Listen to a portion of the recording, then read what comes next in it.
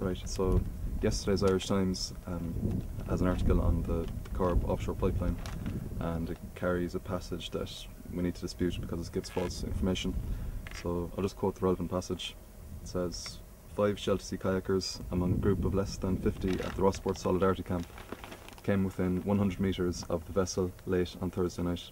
The 5 were apprehended by IRMS, but no arrests were made.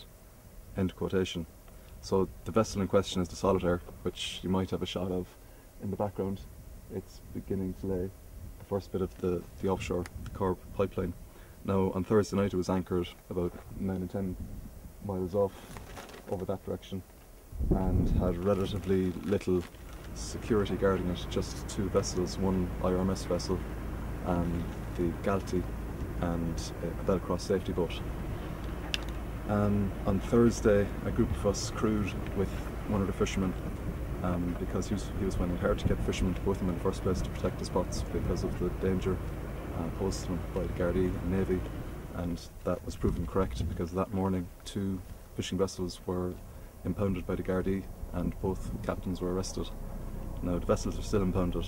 One of the fishermen, Pat O'Donnell, was assaulted and he had to be taken by lifeboat to Ballyglass and to hospital. So there were well-founded fears.